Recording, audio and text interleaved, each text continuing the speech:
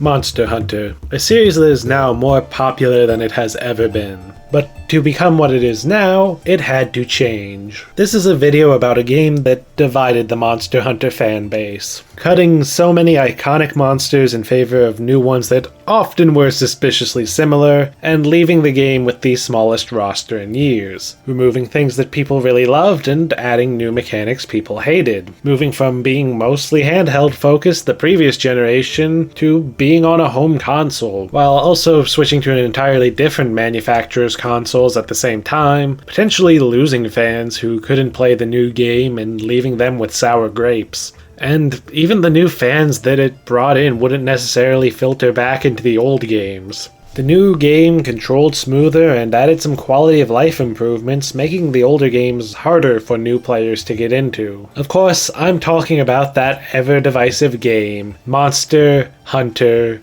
Tri. Huh? What? You thought I was talking about World or something? Oh, no? You read the title and were just waiting for me to finish this bit? Well, fine. We can talk about our actual subject now. While most debates within the fandom these days group Monster Hunter into modern versus classic, with everything before World being lumped together as classic Monster Hunter, there's a lot more variety within classic than that framing implies. Classic Monster Hunter, broadly, can be split into early and late classic, early being the first two generations and late being third and fourth gen.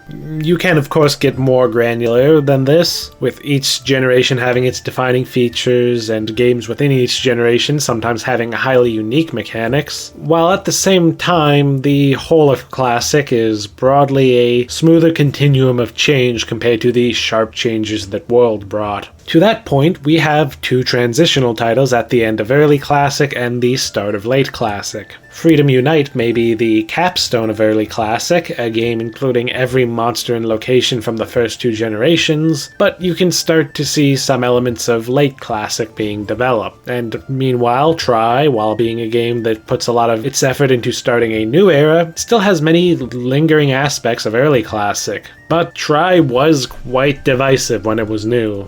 And yet I was always particularly fond of Tri because, well, it is where I started the series. So naturally, none of the issues existing fans had with it bothered me, and it's just naturally the Monster Hunter game I am most nostalgic for. So I decided to go back and replay Tri, to see how well it holds up, and to study the choices it made, and maybe help to give it a bit of a reevaluation.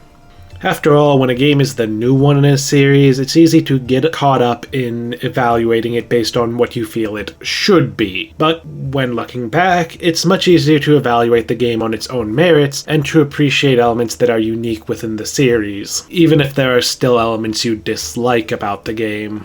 Oh, and I'm not going to dive deep into combat mechanics. It's an early draft of late classic era Monster Hunter combat. So compared to modern Monster Hunter, it's a bit slower and more weighty, with the focus being less on intricate weapon mechanics and performing your particular routine on the monster, and more emphasis being placed on positioning and being reactive, using your moveset to take advantage of every opening the monster gives you. I prefer this, you may not. This isn't a modern versus classic video. Though I will mention that it does mirror World in that its combat flows a lot more smoothly than the games before it. Plus, both Tri and World added new moves to weapon movesets that immediately became key parts of their gameplay and require some readjusting to learn to play the weapons without them, which creates a similar problem as what you have with World, where it's hard for fans of Tri to go back and play the early classic Monster Hunter games. I did eventually go back and play them and fall in love with Freedom Unite and Dose, but when I first played Freedom Unite, maybe a year after I played Tri, I really did not gel with it. But I think, in retrospect, a lot of Tri's ideas have been validated. Some of them have become normal parts of the series going forward, while those that remain unique to this era or even this game provide a reason to go back and revisit it.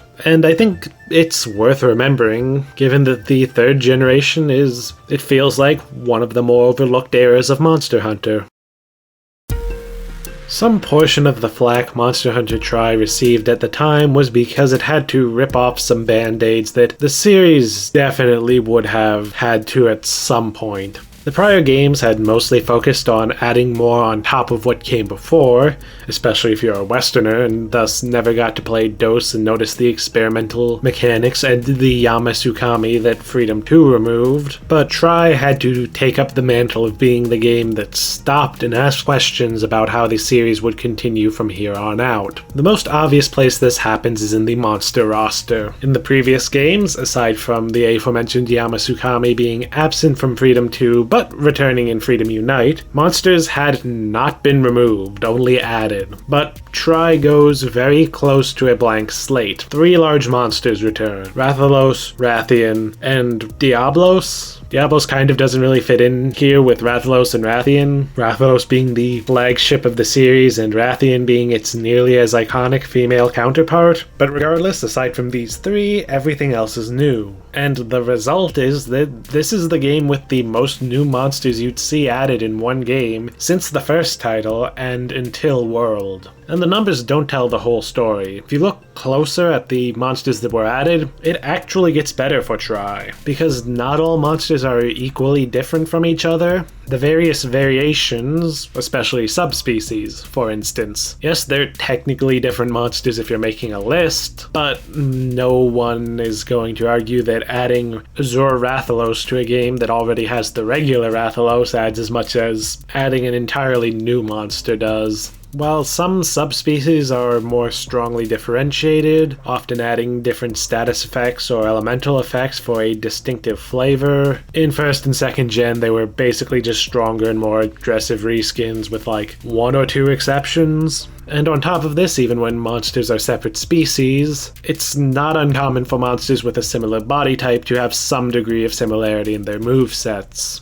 Once more, this was especially a problem in the early games, and especially in the 1st generation, where the standard winged biped body type was used by more than half the roster, and where you see a lot of similar moves. It's not quite full reskin territory, but when you're fighting 1st gen monsters, even in more recent titles, you start to notice some of the shared moves. In particular, I always seem to notice that every 1st gen monster just about seems to have some variation of spin around and hit you with its tail. Because of these similarities, I'm never really excited to fight most 1st gen monsters. But Monster Hunter Tri avoids these issues that normally can make a game's roster feel bloated or repetitive. There are no subspecies or any other sort of variant monsters in Tri, the only game that can claim this aside from the very first game. Generations GU and Vanilla Rise also dispensed with subspecies, but did have other variants that were at least more distinct than subspecies tend to be. And there are only 2 pairs of monsters that I would consider to be overly similar. There's Rathalos and Rathian, of course, which are returning monsters, still decently different from each other, and are literally just the male and female variations of the same species anyway. And then there's the Great Jaggy and Great Baggy, which are this game's raptor monsters, and I mean Monster Hunter has a bad habit of having too many samey raptor monsters. But Tri at least has the least egregious version of this outside of Monster Hunter World. Even the original Monster Hunter had 3 raptors compared to Tri's 2, and Tri at least uses them well with enough time between Great Jaggy and Great Baggy to make the later more of the mid-game real fight version of the former, which is your tutorial first boss fight.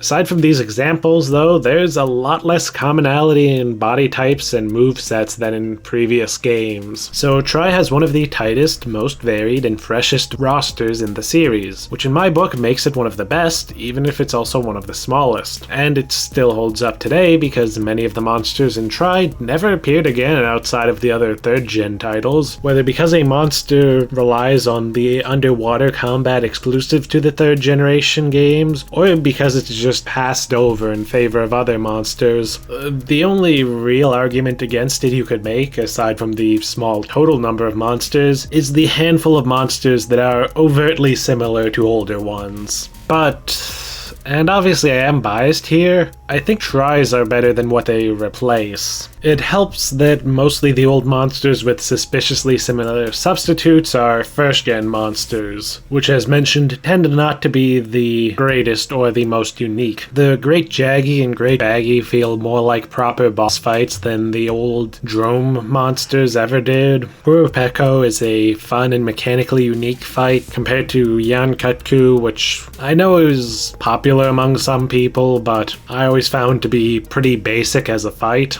Kizu and Giganox are pretty similar in theory, being both pale, winged leech monsters with horror vibes and a few similar attacks, and both of which you will be hunting a lot in order to farm pale extract. But Kizu is a first-gen monster and kind of a plain fight as a result, while Giganox makes great use of Try's mechanics and has fun stuff like crawling along the ceiling to ambush you. And the comparisons only get more stretched from here. Lao Shanlong and Jen Moran are both siege battles, but I think Jen Moran does it way better with a more dynamic fight and more interesting final showdown. Plus, I mean, look, I'm pretty sure it's not a hot take to say that Lao Shanlong is a kind of boring fight, given how much time you spend just whacking at its ankles. Nargacuga and Barioth are both quadrupedal flying wyverns, but they're different enough that they have appeared in several later games alongside each other, including later third-gen titles. So Barioth is really less of a substitute and more of just a new monster in the same category as Nargacuga and Tigrex.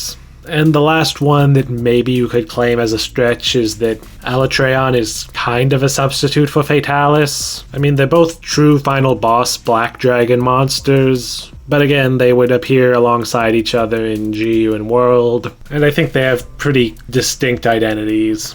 And really that's all the comparisons I can make. Only a little under half the monster roster is stuff that welcomes direct comparisons to what came before, and honestly even that's kind of stretching it. About half of these are really different enough that the monsters could coexist just fine, and in several cases have, and in the other cases, yeah, I just think tries are better. While it was definitely controversial to cut so much of the roster, I think Try made the right choice with this. Maybe some people think that the minimal returning monsters were a bit extreme, but I think it was a good choice that allowed them to find a happy medium going forward. Later Monster Hunter games would bring back more classic monsters, and seeing what monsters return has become a key part of the hype for existing fans with each new game, but the new stuff remains front and center. Just logistically, they were going to have to put their foot down and say some monsters aren't returning at some point. If they didn't do it by the time of World, then they likely would have had to do it then as a consequence of the need for everything to get new models and textures. In fact, I'm pretty sure needing to do higher quality visuals for the monsters due to being on the Wii is part of why Try made its cuts. And if we had to keep every monster game after game, it's unlikely we would have seen as many new monsters in the intervening years, as the creators would have to consider and work around older monsters, not to mention having to take some time to keep each monster up to date with each new game. But while I think that the happy medium they settled on is the best possible outcome, I think that Try specifically made the right choice going Scorched Earth, before later games would then course correct that medium. If they'd kept, say, a dozen old monsters in Try, then they might have created the impression that those are the staples and created more backlash when they inevitably got cycled out in a future title. Try decided that Rathalos and Rathian will be in every game, Diablos will probably be there, and everything else is up in the air. But then they kind of screwed this up by making the flagships of the next two games, Zinogre and Brachydios, into near constant presences, to the point that they've become monsters that, while I love them in their original appearances, I've gotten kind of sick of. At least this demonstrates why cycling monsters in and out is a good idea. But again, this was a problem a franchise like Monster Hunter would have to face eventually, and the longer they went without finally accepting it and making cuts to the roster, the worse it would be when it finally happened. Just look at the huge backlash when, a few years ago, Pokemon finally decided, okay, you can't use every old Pokemon in this game. So try taking the plunge was a noble sacrifice of sorts, and it allowed Portable 3rd and 3 Ultimate to get people excited for the monsters they brought back. But cutting so many monsters also gives Tri a unique trait that was seen as a negative at the time, but is kind of an advantage to it now. Tri is relatively short. I mean, it's still a slow, grindy game that'll give you plenty of playtime, depending on how much you want to farm for, and it is easily a full-length game by the standards of any other genre, but short by the standards of Monster Hunter, because, well, there's pretty much zero filler, except for the somewhat slow start that Monster Hunter games were kind of infamous for at the time. Granted, how a game's worth relates to how much content it has is a tricky subject, and I can totally see how having the new game on a home console have less of anything than the old game on a handheld would be disappointing. But for modern fans going back over the series, it means Tri isn't a huge time sink, and that most of the time you spend on it will be spent on experiences unique to Tri and the other 3rd-gen Monster Hunter games. Plenty of monsters like Qurupeco and Giganox, or portions of fights like the underwater combat for Lagiacrus and Royal Ludroth that you can't experience outside of the 3rd generation. But then there's the other big thing Tri experimented with scaling back. More controversial, especially in retrospect, than cutting the monster roster. Cutting the weapon selection. They removed dual blades, gun lance, hunting horn, and bow.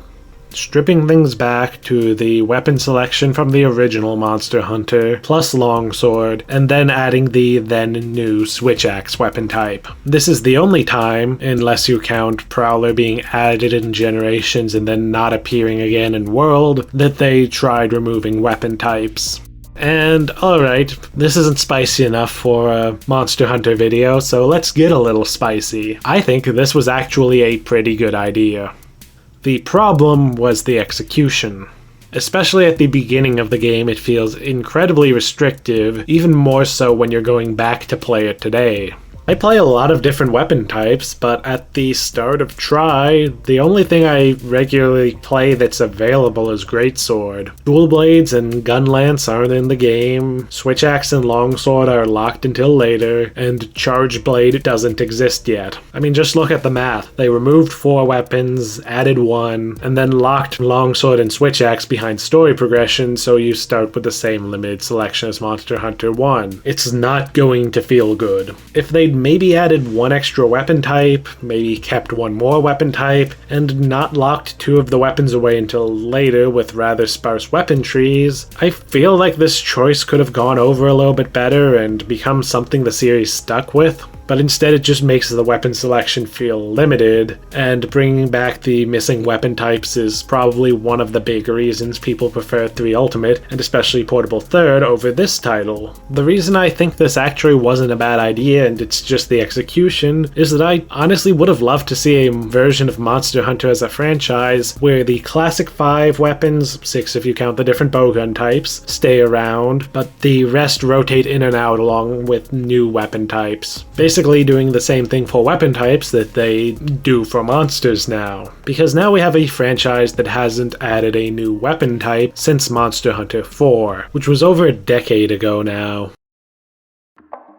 But in addition to the stuff whose removal was controversial, Monster Hunter Tri also added a lot that players didn't like. But ultimately, these things, along with other one-off mechanics that might not have been hated exactly, add a bit more unique to the 3rd gen games. Heck, Tri specifically has several notable features that never even returned in Portable 3rd or 3 Ultimate. These are truly unique to Tri. And you know I don't like to beat around the bush or bury the lead. My videos are long enough as it is, so let's start off with the big one, underwater combat. A lot of people then and now really didn't like it. Hell, I do distinctly remember having an aversion to it when I played this as a kid, just wishing the monsters would fight on the land more. But I've grown to appreciate it. Particularly if you are into the whole ethos of being a classic Monster Hunter fan, there's a lot to like here. The big complaint you usually see is that it's awkward to control and clunky, and while the controls can be a little weird and take some time to get used to, as for the clunkiness, I mean, it's classic Monster Hunter. This is all a bit clunky by many people's standards. It's especially funny to me that people coming from Freedom Unite would make those complaints, given that at the time I found that game too clunky to get far in at all. But also I think that the clunkiness is kind of part of the charm. If you're a fan of classic Monster Hunter, you're familiar with the way the game immerses you through its mechanics, even when that adds friction. Things like having to scrounge for every resource in the early games, the long process of amassing resources for certain equipment, the way the game naturally forces you to put more effort and thought into preparation as the game goes on, or of course the way the design of combat makes the weight of both your equipment and the monster feel all the more pronounced. And underwater combat, I think, is one of the best expressions of this. You are a land creature, so while you can swim, of course it's going to be awkward to try and fight underwater. You're going to be slow and awkward, and no amount of adjusting can compensate for the fact that you are evolved to fight on land, not in water. Meanwhile, the inverse is true for the monsters. It really only hit me playing Generations Ultimate, where you can fight Lagiacrus without there being any water, and it's nowhere near as good being a kind of generic Leviathan fight. A worse Mizutsune. But in Tri, fuck, Lagiacrus is such a good fight. It's imposing and agile and is made to really test the limits of your ability to fight underwater, with moves requiring both horizontal and vertical movement to stay safe. It earns its title of King of the Seas. Not to mention it will never look as cool on land as it does in the distance through the water, a murky shadow with a threatening silhouette and glowing eyes. So yeah, I think underwater combat's actually not too bad. I enjoy getting to fight these monsters on their home turf when they're at their best, and I can at least appreciate as naturalism the ways in which fighting underwater is more difficult. Then we have bowgun customization and medium bowguns, which are entirely exclusive to Tri, with Portable 3rd and 3 Ultimate removing them. Basically, instead of bowguns working like any other weapon, where you just have the weapon, you assemble them from 3 parts. The frame, which is required, and the stock and barrel, which are optional. Each part affects certain stats, all of them affect ammo and weight, and your maneuverability with your weapon drawn depends on your weight total, falling into the categories of light, heavy, or the new medium bowguns. And yes, this does mean that you can have things like a light bowgun with a shield or a heavy bowgun with a rapid fire type. And yeah, I honestly get why these were removed. They're cool, but bowguns are already the most mechanically fiddly weapon type, since they have all the different ammo types to consider and a bunch more different characteristics. And this just makes them even more fiddly because now you have to try and plan out a combination of 3 parts rather than just trying to figure out which bowgun you want. While it's also pretty abusable to get exactly what you want if you have access to the right parts. Plus, sometimes more freedom in a game isn't always better. It often comes at the cost of making your choices less distinctive. Light and heavy bowguns in other games have certain mechanics unique to each, while here they're just available to any bowgun as long as you use the right part. And with Tri's monster roster being as small as it is, it's a mixed blessing. Yes, it does give you more bowgun options, but it also feels like kind of a headache to find the bowgun parts you want. They don't upgrade in trees like normal weapons, instead having upgrades to level up the frame to boost damage. And there's kind of a drought of new bowgun parts towards the middle of the game. I found myself still using parts from the first bowgun sets well into the game. On the one hand, I wouldn't mind seeing a revision of this system apply to all weapons, maybe with fewer parts and a few extra stats to manipulate for other weapons, like the weapon length mechanic from Frontier, but I can definitely see why they removed this system. Then there's the other truly Tri-exclusive mechanic, Dark Zones. Now, I don't know if this was hated, but it seems like the kind of thing people would hate. And once again, this never came back, not even in 3 Ultimate. Basically, certain zones would be, well, dark. You need to use a torch to see in them, while sword and shield hunters could have a torch out with their weapon drawn. If you wanted to fight with any other weapon in these zones, you would have to use the torch to light braziers in these zones to make things a little easier to see. It's not a huge hassle to light a few in the opening minute of a fight though, so mostly it serves to add atmosphere, which I do always like having more atmosphere. And I will say Geekanox really benefits from this mechanic. In fact, it seems designed for it. It's a scary monster with scary music and a tendency to attack from the ceiling, plus its rage mode darkens its skin and makes it harder to see in unlit areas. It really wouldn't surprise me if part of why it hasn't come back is that it is so heavily designed with dark zones in mind that it just wouldn't be the same in a game without them. Though, unlike some of the others, this is absolutely a mechanic I could see coming back. It would fit in with the naturalism of a world-type game quite well, especially with stuff like torch pods and the way lighting in games has improved. Honestly, Try's dynamic lighting is pretty rare and impressive on the Wii, but I can also imagine it would have been difficult or impossible to make it work on the PSP or 3DS. And ultimately, the mechanic doesn't make a huge impact, mostly adding to the atmosphere, and it only shows up in a couple of zones across the entire game. I think 4 rooms in the entire game require a torch to see, and of those, only 2 of them, both in the tundra, are areas where you'll fight a large monster. The other 2 are a single area each in the deserted island and sandy plains that are mostly there for gathering or moving between sides of the map. It is unique, but it's not the most significant feature. Still, it's a good reason to play Try even if you've played 3 Ultimate. Geekanox can do a pretty good jump scare in this one.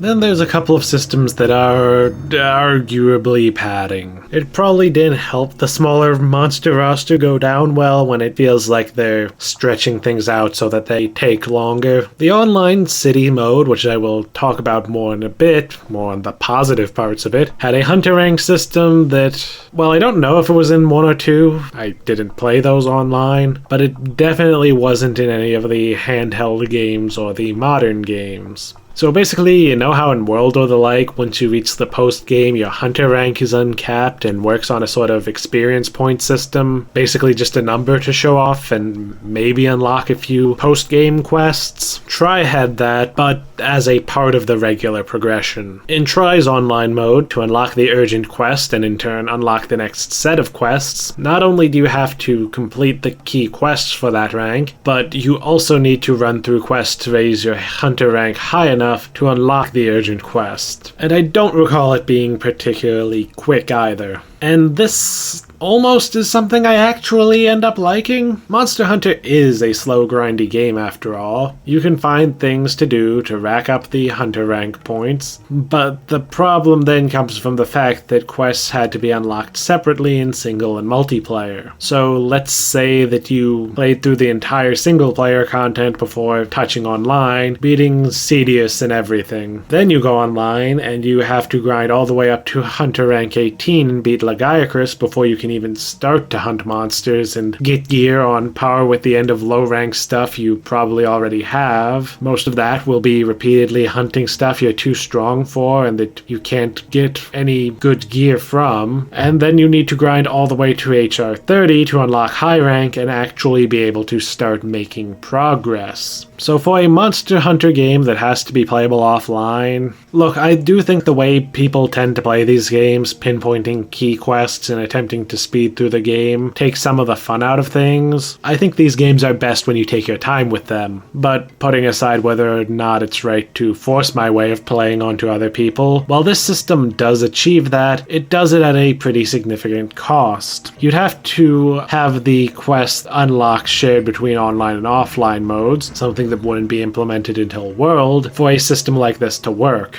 Because ultimately, with the hunter rank system as it is in Try, if you play the game thoroughly and take your time offline, you're then punished for that with the offline mode being more boring and repetitive. The fact that I split my time between online and offline modes back in the day is probably a big factor as to why I never beat Cedius or reached high rank at the time. I split my time between the 2 modes, and because of all the stuff that was the same and all the grinding for hunter rank online, I never got to see the unique parts of either. And the offline isn't free of potential padding either, with the various village systems, with the ones that stand out as being potential padding being the free hunts and the Argosy trades. Free hunts are basically you go into the deserted island and can hunt and gather there as you like. I guess pretty similar to hunting monsters without a quest and world. To be honest, I never really engaged with that option in that game because I never saw an advantage to it. Here though, the main reason to do free hunts is for resource points and commodity drops. Resource points are used for a few things, most notably the farm system, and unlike in later games, you only really earn them through doing free hunts. And commodity drops are used for argosy trades. Every so often, the argosy will pull into port and you can trade with the captain. But instead of using money, you have to use commodity items, split into common commodities that can be traded in bulk and rare commodities that you have to trade one at a time, and trading these items is the main way to get certain valuables, such as upgrades for the fishing boats and the level 4 and 5 combo books. It's an interesting system that does add variety and flavor, but it also slows the game down by making you spend time doing free hunts,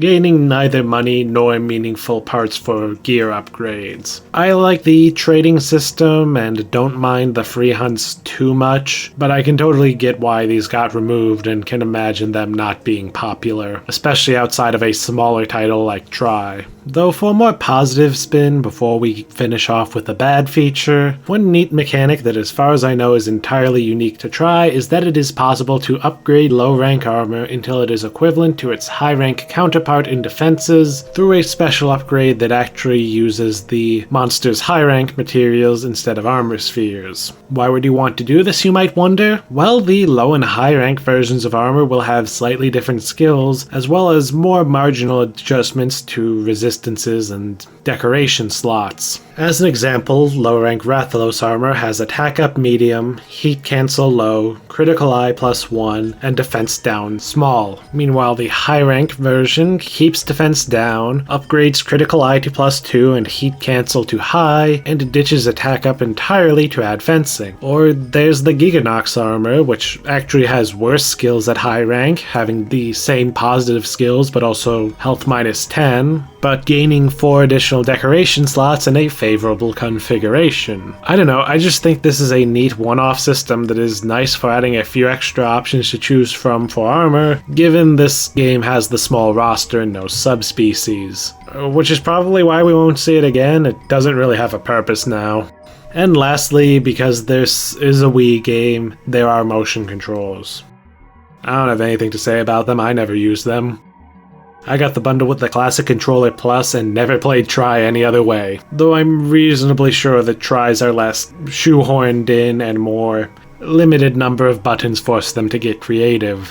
But just looking at the manual to try and get an impression, these are rough. In particular, trying to do underwater combat with these controls seems like hell. Maybe that's the real reason people hated underwater combat so much. Maybe too many players were trying to do it with motion controls. Although one positive of the controls is that there were a few different options, and one of them actually allows you to play Try as one of the last games in the series to allow you to attack with the right stick like in Monster Hunter 1 and 2. If you're using the classic controller, of course. The control scheme that has become the norm for Monster Hunter since actually started in the PlayStation Portable games. There's some neat trivia for you, I guess.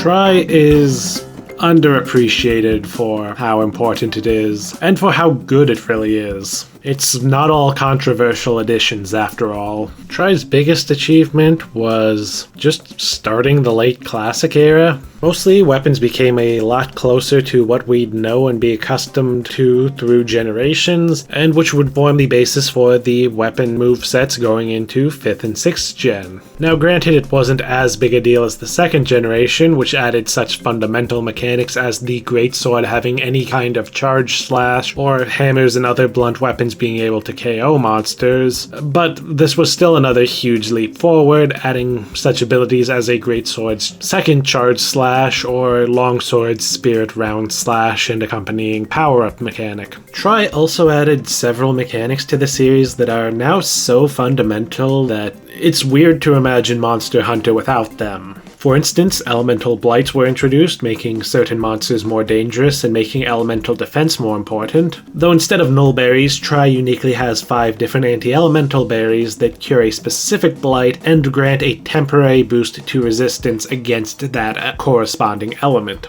An interesting case where the replacement was more convenient, but at the cost of a nice secondary benefit.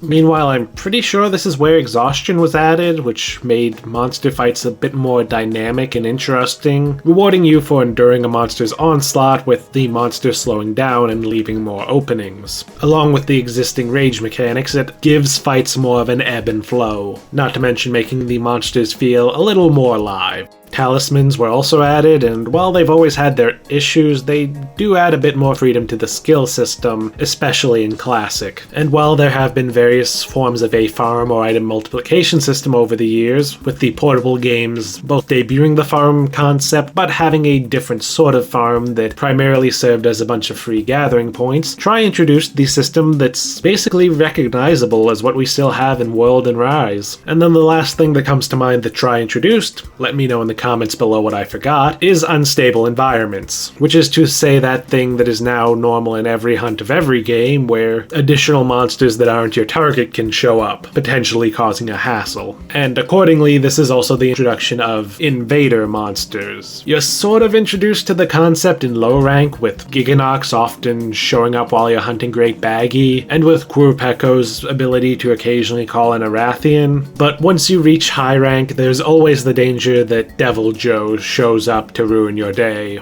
But Tri isn't just unique because of what it added. Because it's still a transitional title, you get this delightful mix of old and new, with the mechanics that even the later Classic games largely dropped, giving it a distinctive flavor, if you will. For instance, resources are still scarce like in the early games, farming new gear takes time and effort, a negative to some, but if you're able to relax and just take your time, I actually find the slower progression quite enjoyable. To give you an idea of the scarcity, sometimes I have found scales being the thing I need more of to complete an armor set, unlike tends to be the case in later games where a monster's most basic materials will be, if anything, overly common, to the point where their existence is largely trivial. And small monsters are actually threatening, though more due to their numbers and tendency to get in the way. It's still not quite like early Classic Monster Hunter, where in the very early parts of the game, small monsters could actually be a serious threat 1v1, but they're not as trivial as they are in later games. And Tri is also one of the last games to have a low-stakes offline mode story where you just save one village. I'm probably one of the few people who care about this, going by some of the comments I get, but I really hate when you have a story mode in a multiplayer-centric game that makes you out to be some kind of legendary badass. I prefer an online game have a story where you are just one of many who could have solved the problem, but with circumstances like in Tri, where you're the only one around to do so. And to go along with this, Tri is the last Monster Hunter game with a proper online city. Okay, maybe I saw Wilds might have gotten an alternate hub that's a bit like these, but yeah, I still haven't played it, and even if it did, that'd still make Tri the last online city for over a decade. Basically, instead of just going into a building to team up with other players, the multiplayer hubs that actually did make sense in the context of the handheld games where they originated, playing online in Tri would involve your character going to the big city, which is just a wonderful way to contextualize the divide between online and offline. You go from the only hunter in a small village to just one of many in the city. It lets you be important in the story mode without elevating you above the other players in online mode. Plus, the scale of the city just adds a bit of excitement to going online. This was back when going online was exciting and not just something that's either mundane or an active hassle in games. Heck, as I've mentioned in the past, this was for me what PSO or various MMOs were for other people. The first time I played an online game where I could talk to and interact with other players. And as someone who grew up in a small town and was still living in one when I played Tri, going from a small village to the big city feels like a great metaphor for what going online felt like in the aughts. And then there's little things like Blade Master weapons requiring pretty constant sharpening. I found myself stuck with weapons with only a sliver of green sharpness well past the point where monsters would bounce anything less on most of their bodies. And I actually kind of like this, as it makes weapon sharpness actually feel relevant and like something you engage with more than the 2 or 3 times a quest in later games. Though there are some early Monster Hunter things in Tri that, yeah, even I have trouble saying are good. And I just said that, yeah, actually I kind of like the slower progression and fact that I have to sharpen my weapons 5 or more times a hunt. But these things are just part of the way the games were back then. These ones I don't hate, but they don't really add much beyond the reminder that this is in fact a classic Monster Hunter game. Notably, the combo list doesn't let you instantly combine items, and there's no extra inventory space meant for gathering items on quests. These would both be added in the next game, Portable Third, and become the norm going forward. While the combo list does remove some of the sense of discovery and experimentation to learning what items you can make, and your inventory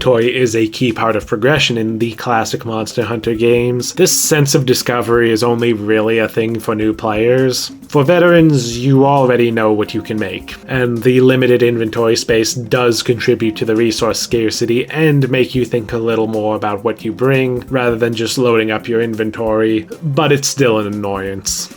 And to finish off this section with a particularly personal note, Tri has some of my favorite maps in the Monster Hunter franchise. It honestly kind of bugs me that they tried to bring them back in Rise, resulting in 2 rather underwhelming approximations. This isn't an old versus new thing, just that the old games, with each zone separated by a loading screen, could, and indeed had to, use different techniques, mostly far-off vistas, to create atmosphere and imply vast distances by showing spaces you couldn't get to. Whereas Rise is not only a game where every area is connected seamlessly without any loading screens, but also one where, except at the edges, if you can see it, you can go to it. So trying to port Tri's maps was just a fundamentally flawed idea because they're incompatible with Rise's design. You'd have probably an equally bad result if you tried to translate the open, interconnected maps of the modern games into the room-based designs of the classic titles. But in Tri, I adore these maps. Especially compared to the earlier generations, they have grander visuals, more natural-feeling boundaries marking the edges of each zone, a more natural and uneven ground than the often totally flat maps of early classic, better layouts, and greater variety of rooms within the maps. They look great day or night, and are a fun time to explore.